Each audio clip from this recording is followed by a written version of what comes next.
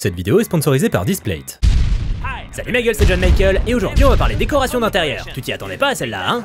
Tu viens d'emménager dans ton 5 pièces sur Paris et tu te demandes comment habiller tes murs vides, n'est-ce pas? Ou bien tu vis encore chez tes parents et t'aimerais bien changer la déco de ta chambre. Ne va pas plus loin mon con, j'ai ce qu'il te faut. Sur le site de Displate, tu vas trouver ce qu'on appelle des Displates. C'est bien foutu, non? Et là tu vas me demander, mais putain, c'est quoi un Displate? Un Displate, c'est une sorte de poster nouvelle génération imprimé sur une plaque de métal. Perso, je trouve ça hyper stylé. Et si t'es pas bien manuel, pas de problème. Ce qui est génial avec les Displates, c'est qu'ils sont simples à installer. Pas besoin de sortir ta perceuse ou d'appeler ton tonton bricoleur. Il a bien mieux à faire en plus, crois-moi. Un simple système aimanté te permettra de fixer tes Displates sur ton mur. Sans déconner, c'est pas super malin ça? Maintenant que t'es rassuré, parlons un peu du catalogue Displate. Avec plus d'1 million de modèles différents disponibles, je te mets au défi de pas trouver ton bonheur. T'aimes Alien? Boum! T'aimes Star Wars? Pas de problème. T'aimes Marvel bien sûr. Et voilà. Et c'est qu'une infime partie de ce qu'on peut trouver dans le catalogue. Et t'as également le choix niveau finition. Matou brillant, avec ou sans cadre, bref, je te fais pas un dessin, tu vas forcément trouver le Displate qu'il te faut. Et la cerise sur le gâteau, c'est que j'ai une offre pour toi. Pendant les 2 prochaines semaines, si tu suis ce lien, tu auras droit à 26% de réduction sur une commande comprenant 1 ou 2 Displates. Et si t'en prends 3 ou plus, ce sera moins 36% ma gueule. Comme ça tu vas pouvoir te faire plaisir et donner de la gueule à tes murs. De rien ma gueule.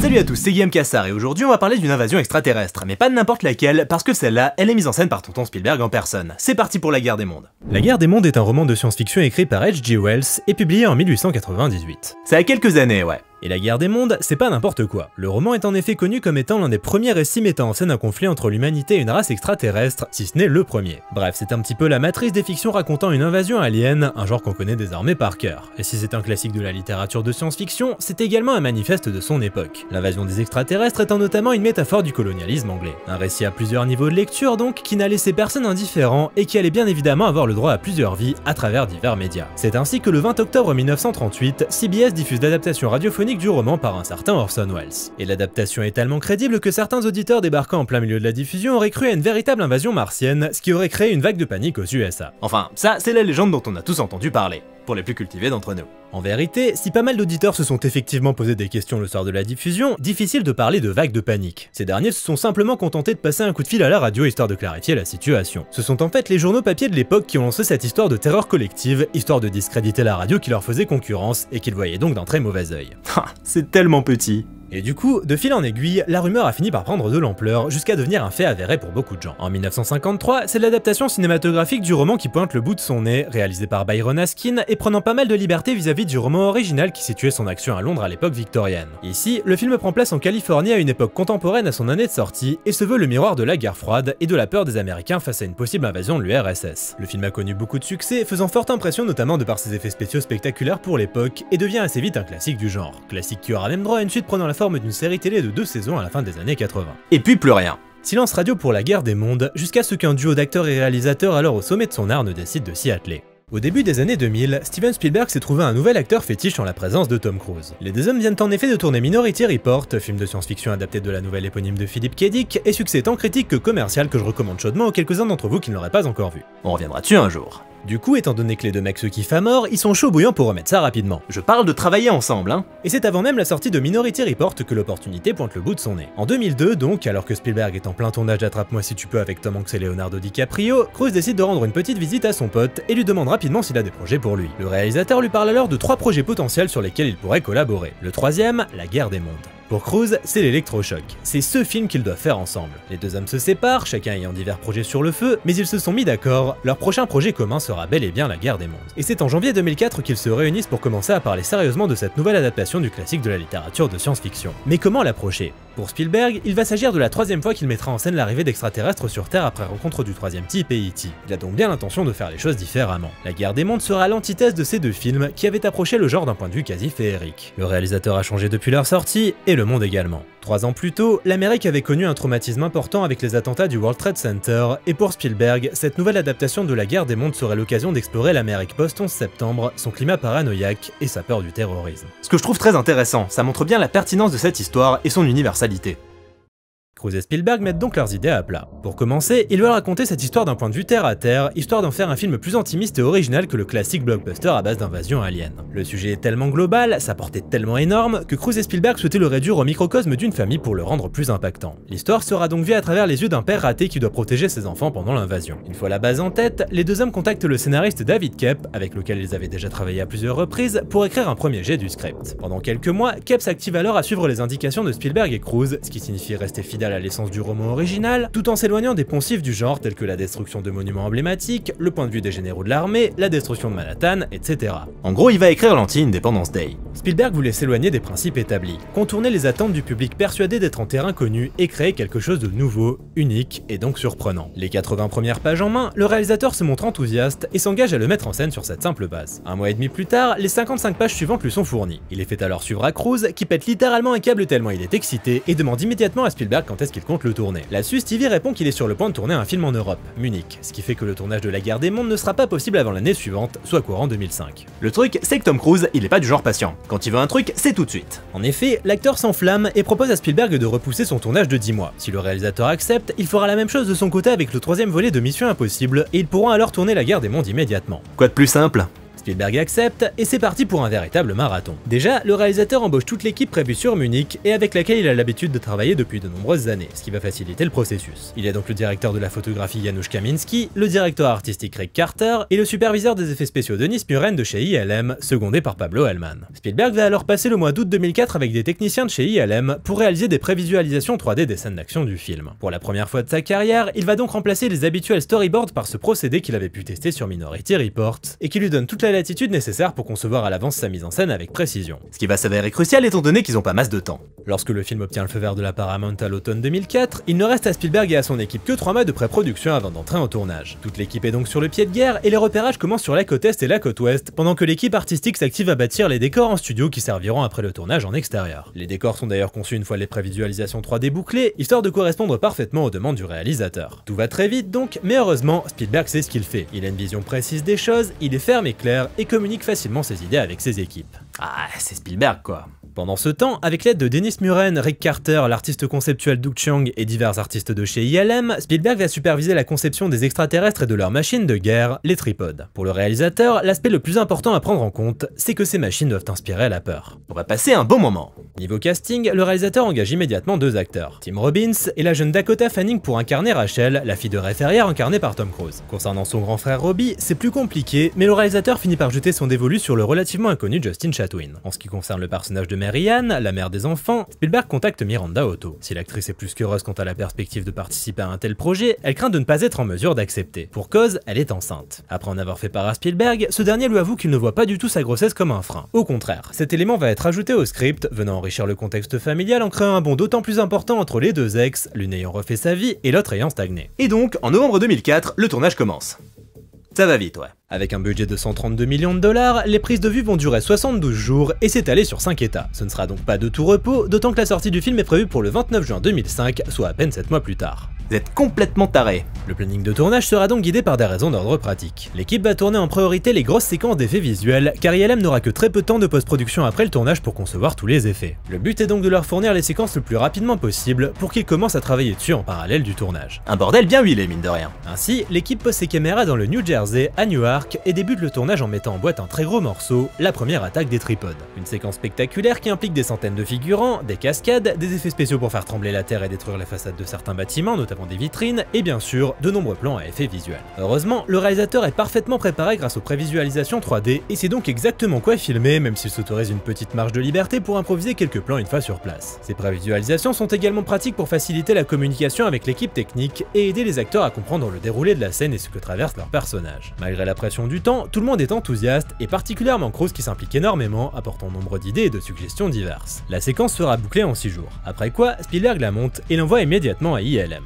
Il se rend ensuite à Bayonne pour y tourner une nouvelle séquence de destruction massive où tout un pâté de maisons est détruit par les extraterrestres. Et la séquence devrait être prête rapidement, car le studio la veut pour la bande-annonce qui sera diffusée au Super Bowl quelques semaines plus tard. Pas de pression mais faites vite quand même. Cette séquence sera conçue en mélangeant diverses techniques, des maquettes pour les maisons, des CGI pour le pont, et du compositing avec divers éléments réels pour le feu et les débris. Le superviseur des effets spéciaux Denis Muren souhaitait en effet marier les techniques plutôt que de tout faire en images de synthèse, aboutissant ainsi à un résultat bien plus réaliste. Début décembre, l'équipe sera à Athens dans l'état de New York pour y tourner une autre séquence ambitieuse, celle du ferry avec des centaines de figurants. Et la scène étant tournée de nuit dans un froid glacial, autant dire que c'était pas facile pour les pauvres figurants qui devaient tomber dans la flotte. Les malheureux ont probablement attrapé un rhume carabiné.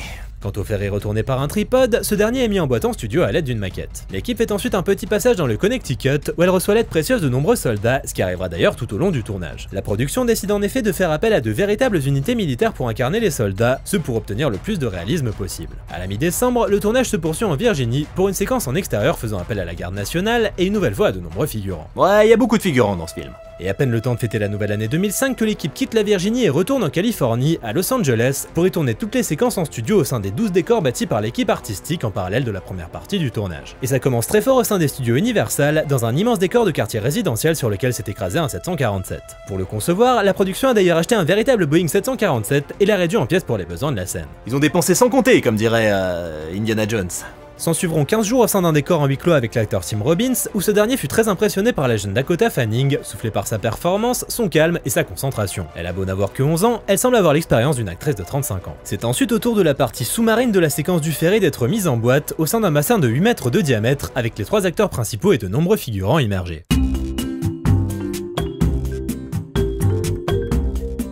Une fois tout le monde immergé au sein du bassin, Spielberg s'est amusé à diffuser la musique des Dents de la Mer, histoire de donner un bon coup de flip à ses acteurs. C'est pas le dernier des rigolards ce Spielberg, hein. L'équipe passe ensuite par les studios Fox et Sony courant février, et le tournage prend fin début mars lors d'une nuit de tournage en extérieur assez épique avec des centaines de soldats, et censé prendre la suite de la séquence précédemment tournée sur la colline de Virginie. Ce qui va d'ailleurs compliquer le travail du chef opérateur Janusz Kaminski, qui doit s'assurer de la cohérence visuelle de l'ensemble, les plans tournés dans des environnements différents devant s'accorder à la perfection une fois à l'écran. Et donc, la production fit appel à des tanks, des Humvee et à tous les effets pyrotechniques possibles et imaginables, ce qui aboutit à la création d'une énorme boule de feu. C'est ce qui s'appelle une fin en feu d'artifice. Mais pas le temps de niaiser. L'heure tourne. Nous sommes en mars 2005 et le film sort dans à peine 3 mois. Heureusement, la post-production a démarré depuis un petit moment, Spielberg ayant commencé à monter le film au fur et à mesure avec Michael Kahn et à superviser les plans à effets visuels pendant le tournage. ILM s'active donc à donner vie aux tripodes et aux extraterrestres, recherchant le résultat le plus authentique possible en s'inspirant de la nature elle-même. Spielberg souhaitait qu'il émane d'eux une réalité organique qui participerait beaucoup à leur crédibilité. Le résultat, des machines terrifiantes aux mouvements fluides et gracieux, à mi-chemin entre l'organique et le mécanique. Quant à la musique, elle est bien évidemment confiée au légendaire John Williams, collaborateur de toujours de Spielberg. Cependant, pour la première fois de leur longue histoire commune, Williams dut commencer à travailler sur le film sans l'avoir vu en entier, mais uniquement les 60 premières minutes. Mais le compositeur est extrêmement confiant, ces 60 minutes lui suffisent amplement. Il sait comment écrire la musique de ce film. Ah, c'est pas une légende pour rien, hein. Et donc, la date fatidique arriva. Il avait fait cet arrêt, et après que Spielberg ait laissé planer le plus de mystère possible autour de ce nouveau film, le tournage ayant miraculeusement pris place dans le plus grand secret, il allait enfin être révélé au monde. À sa sortie, le film rapporta plus de 600 millions de dollars au box-office mondial et fut globalement bien reçu, que ce soit par le public ou la critique. Il faut dire que le combo Spielberg-Cruise suffisait à lui seul à ramener beaucoup de monde en salle, même si l'amitié entre les deux hommes a cependant pris un coup pendant la promotion du film et le célèbre pétage de câble de Tom Cruise chez Oprah Winfrey. Spielberg en ayant beaucoup voulu à Cruise pour cette sortie de route qui aurait selon lui porté préjudice à leur film. Ils n'ont d'ailleurs plus jamais travaillé ensemble depuis, une séparation qu'on peut également mettre sur le compte d'une scientologie particulièrement envahissante du côté de l'acteur. Toujours est-il que le film en lui-même a bien fonctionné, ayant même reçu 3 nominations aux Oscars pour le meilleur montage sonore, mixage sonore et les meilleurs effets visuels. Bon, il en a gagné aucun, mais 3 nominations c'est toujours ça. La guerre des mondes démarre alors que Ray, quadragénaire divorcé et père irresponsable, reçoit ses enfants Robbie et Rachel pour le week-end. Malheureusement, c'est pile poil ce week-end-là que des aliens avaient planifié leur invasion de la Terre. Alors ça c'est pas de bol. Après avoir été témoin d'un massacre opéré par un tripode, Ray prend la décision d'emmener ses enfants à Boston pour y rejoindre leur mère en espérant qu'ils y soient en sécurité. Mais les tripodes sont désormais omniprésents et semblent invulnérables. Le voyage sera rude et s'il veut que tout s'arrive à bon port, Ray va devoir apprendre ce que signifie être père. La guerre des mondes, c'est un de mes Spielberg préférés. Et c'est d'autant plus impressionnant de savoir qu'il a été produit en si peu de temps. Je veux dire, il aurait pu être complètement bâclé, mais non, ce film respire littéralement la maîtrise et se hisse vers des cimes que peu de films du genre peuvent espérer atteindre. Du coup, pourquoi ? Qu'est-ce qui fait de La guerre des mondes un film aussi bon ? Pour commencer, la guerre des mondes est impressionnant. Ça a l'air de rien dit comme ça, mais c'est vraiment l'un des points qui me vient en tête quand je pense au film. Il est plein à ras-bord de plans marquants où l'on a véritablement l'impression que la fin du monde a lieu là juste sous nos yeux. On peut par exemple citer la première attaque des tripodes, où Spielberg, tel le grand enfant sadique qu'il est, fait monter la tension avec maestria, enchaînant les plans intelligemment composés qui permettent d'apercevoir la machine sans jamais perdre de vue les êtres humains. Car ce qui compte avant tout, c'est le regard de ces hommes et femmes, des monsieur et madame tout le monde faisant face à quelque chose qui les dépasse profondément. La tension monte donc jusqu'à un grand final chaotique et digne d'un cauchemar. Parce que c'est avant tout ça la guerre des mondes, un cauchemar à très grande échelle. Difficile d'ailleurs de ne pas voir dans ces images de destruction et de panique des échos du 11 septembre qui a tant influencé le réalisateur lors de la production de ce film et qui rend la séquence d'autant plus percutante. Qu'il est loin le Spielberg qui mettait en scène des extraterrestres bienveillants. Autant dire qu'on est à des années-lumière d'E.T. Ici, les aliens et leurs tripodes sont porteurs de mort. Ils représentent le mal absolu et inéluctable. On ressent bien la volonté de Spielberg de les rendre les plus terrifiants possibles et autant dire que la mission est accomplie. Du fameux son émis par les machines évoquant un corps de guerre jusqu'à leur gigantisme, qui vient mettre en avant la vulnérabilité des êtres humains passant littéralement pour des fourmis, les tripodes paraissent tout simplement invincibles, et face à eux, toute lutte semble bien vaine.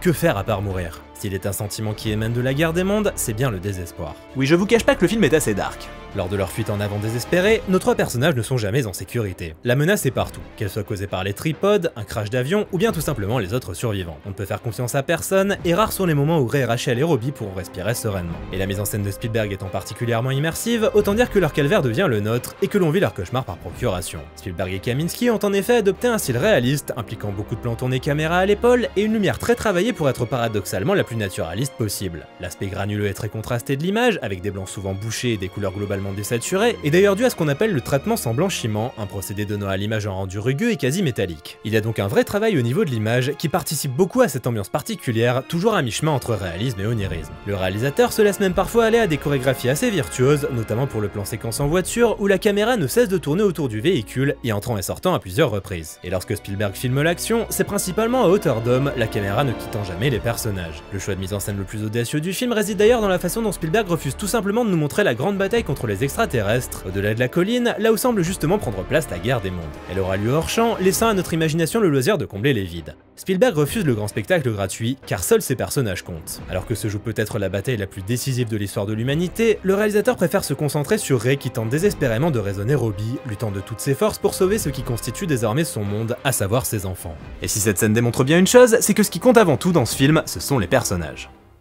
La grande force de la guerre des mondes, c'est son traitement très terre à terre. Les films d'invasion extraterrestre, on connaît ça par cœur, si bien que leurs codes sont ancrés dans l'imaginaire collectif. Depuis le film original jusqu'à Independence Day, sans oublier des productions plus récentes comme The Tomorrow War, c'est un genre de film qui n'a plus grand chose d'original à offrir, faisant généralement passer le grand spectacle avant le reste. Ici c'est différent. Déjà, c'est un film qui adopte le point de vue des civils, pas des militaires ou de quelconque décideur politique, ce qui joue beaucoup concernant l'immersion. On n'a aucun mal à se mettre à leur place, car ce sont des gens tout à fait ordinaires. Comme souvent chez Spielberg, l'ordinaire côtoie l'extraordinaire. Le personnage de Ray n'est donc pas un héros, simplement un homme imparfait qui dispose d'un bon instinct de survie. Et Cruise est juste extraordinaire dans le rôle de cet homme moins mature que ses enfants, amené à évoluer au cours du film jusqu'à devenir un adulte et un père responsable. On retrouve donc le thème de la famille dysfonctionnelle cher à son réalisateur, et le film fourmille de petits moments qui en disent tellement long sur ses personnages et leurs relations. Même les accessoires sont porteurs de sens. Ray et son fils Robbie portant chacun la casquette d'une équipe de baseball différente, ce qui vient souligner l'opposition entre les deux personnages. Bref, la guerre des mondes a beau se dérouler pendant une invasion extraterrestre, au fond, c'est un film sur l'instinct parental et sur ce qu'on est prêt à faire pour ses enfants. Et c'est ainsi qu'après environ 1 heure de course éperdue à travers le pays, le film change radicalement de ton, resserrant son cadre et se muant en huis clos psychologique. Une partie qui aurait pu être synonyme de baisse de rythme mais qui, au final, ne dessert absolument pas le film, bien au contraire.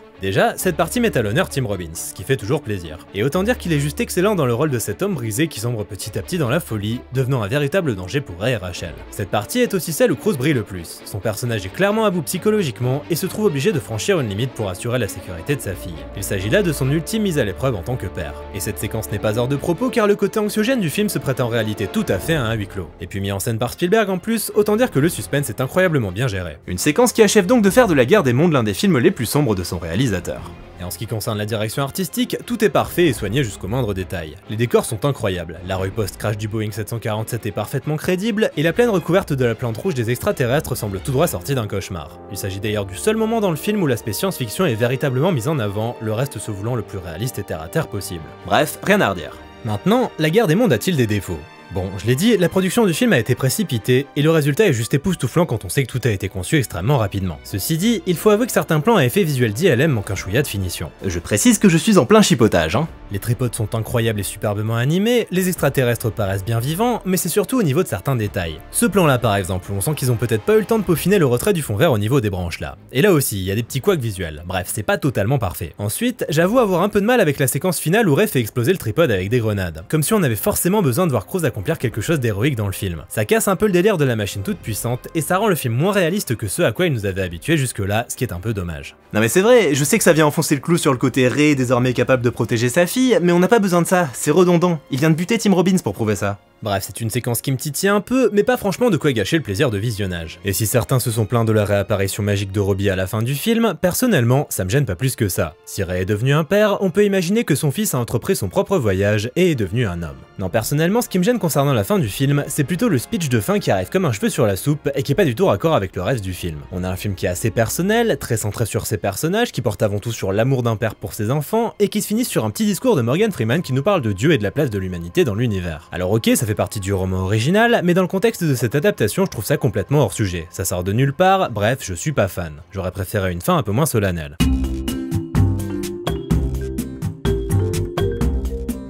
À la fin du film, les acteurs incarnant les parents de Mary Ann ne sont autres que Gene Barry et Anne Robinson, les acteurs vedettes de La Guerre des Mondes sortis en 1953. Plutôt sympa comme caméo, non ? Bref, La Guerre des Mondes, c'est vachement génial. Un film qui va droit au but, il dure en effet moins de 2 heures, chose assez rare pour un blockbuster de cette envergure, mais auquel il ne manque strictement rien. C'est une machine parfaitement huilée, réalisée avec l'immense talent de Spielberg, et avec un casting véritablement excellent, Cruise et Fanning en tête. Une expérience cauchemardesque, et probablement l'invasion extraterrestre la plus percutante qu'on ait vue au cinéma. Bref, du très bon Spielberg. Et depuis la sortie du film, La Guerre des Mondes n'est pas tombée dans l'oubli. Elle a en effet eu droit à 2 adaptations télévisuelles, une produite par la BBC et respectueuse du roman original, et l'autre produite par la Fox et Canal+, et prenant bien plus de liberté vis-à-vis de ce dernier. 123 ans après sa publication, La Guerre des Mondes se révèle donc toujours être une source d'inspiration intarissable, signe d'une œuvre qui aura su marquer les esprits. Merci à tous d'avoir regardé cette vidéo, n'hésitez pas à commenter, liker, partager, vous abonner si c'est pas déjà fait, venir me soutenir sur Utip ou Tipeee si vous vous sentez généreux, et je vous dis à bientôt, salut!